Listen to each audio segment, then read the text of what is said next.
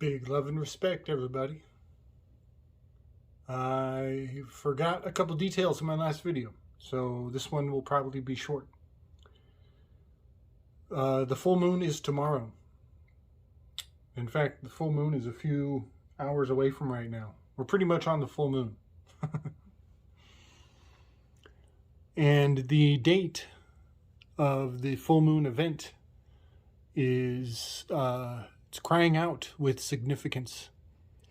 I've been making a bit of chatter about this the past couple days in the Telegram groups, and I know I've been talking a lot about the alarms and the horns and the great honking, and I definitely am not trying to be an alarmist, and I'm not trying to predict the future.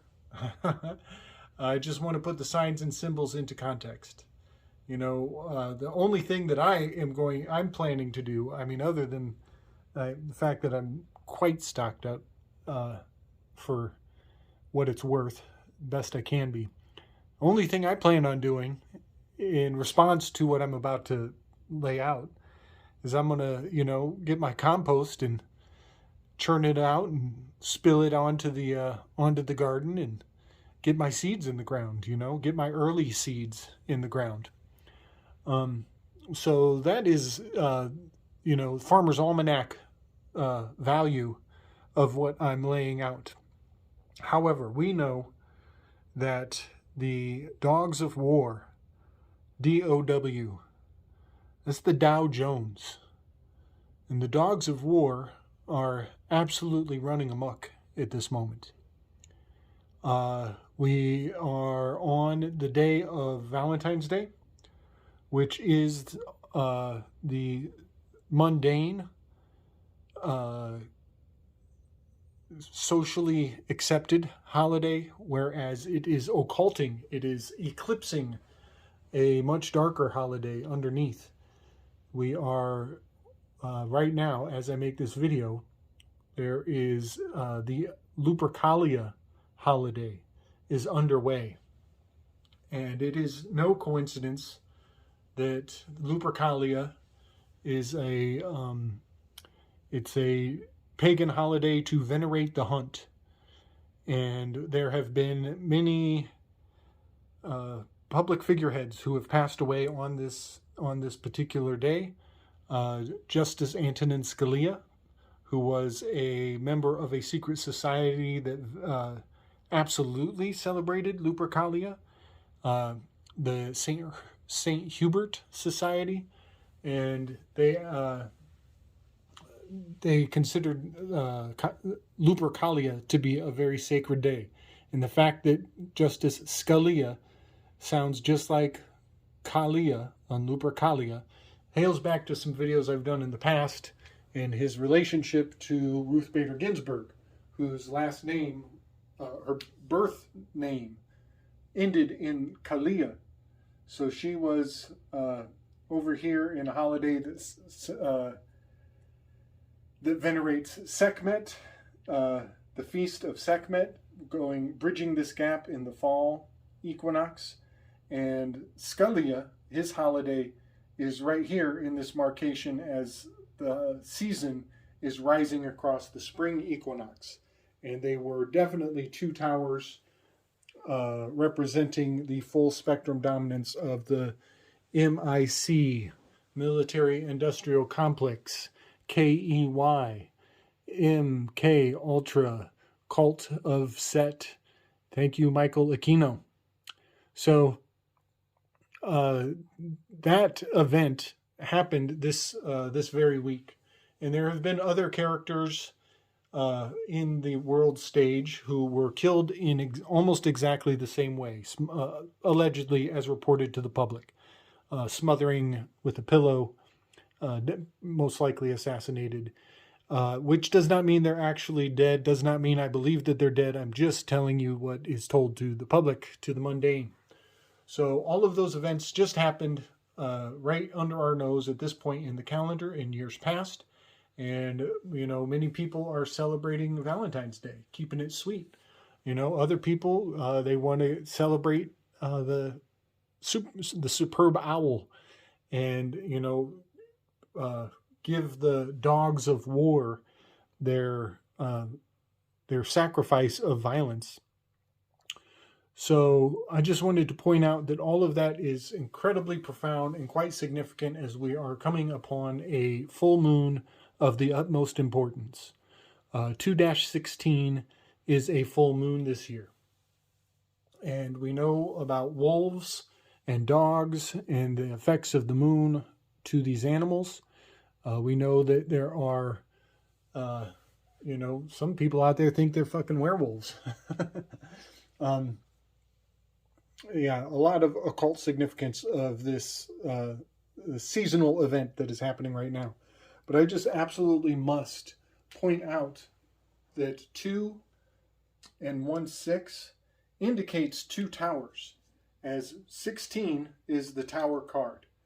And having 2 of them, funny not funny, is exactly indicative of this moon card.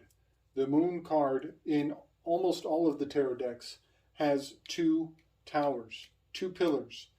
And so the events of the next few days will be supercharged. They will be building up the energy, as much like when I put my seeds in the dirt tomorrow. The Dow Jones, those investors, they will be putting moves on the chessboard, anticipating a high yield if they time it just right. Lining up with not only the superb owl and Lupercalia, but also lining up with the Olympics right now. Those Olympics, you better believe, are all in veneration of the dogs of war. So I find it very telling that the 2 and the 1-6 indicates 2 towers. It also adds up to a 9. And when you take the moon card, card number 18, it adds up to a 9.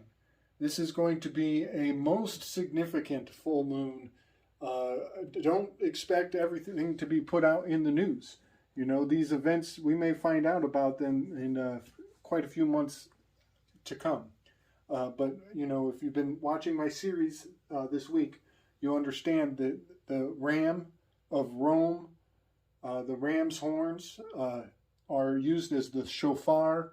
It is the horn that indicates the initiation point, the beginning, as these, the Aries sign is the sign of the beginning of the pagan holiday, the pagan New Year, the breaking out of the underworld and into the sun pillar. We go from the moon pillar down under, and we lift up into the sun pillar up above, which is this location in the sky lands directly on Perseus, and Perseus is holding the head, which is the Resh. This sun card in the Thoth deck has the Resh because Perseus is holding the head of Medusa in this location, freezing all the other characters in place, locking the constellations in their stations of the sky. So that's about all I want to talk about in this particular installation. I will probably, reinforce a lot of this information going forward, but I just wanted everybody to realize that we have 2 towers baked into the date of the full moon event, and we are in this Aquarius section of the sky clock, which has the tower card in it, that the eye in the sky, that the mouth. This is has much to do with what we've been digging in with Mario Garza and Chance on the Universe, and also the Weaving Spiders Welcome. A couple weeks ago, episode 65, I believe, we went in deep on the eye in the sky and the significance of the 7 stars of the 2 dippers rotating around that Polaris location. So that's about all I have to say about that. We are definitely going to see some heavy-duty moon magic, to say the least. And next I'm going to carry over the theme of the shofar, the horns of the ram, and its significance in relation to the Medusa mythology. And I want to tie all of that into the echidna and that genetic missing link between the reptiles and the mammals. And then I'm going to bring it all around to Vatica, the dark patroness, the dark feminine hiding in the catacombs beneath the Vatican and probably just off the coast of Greece, and give a large panoramic view of the significance of the echidna as it has been resurrected and unleashed into the consciousness of the masses in a major way. But I don't want to give too much away. Don't want to tip my hand. So give me some, comments. Let me know what you think. Hopefully I can get this video out before the full moon happens and people can appreciate and report back to me. Much love and strength, y'all. Respect.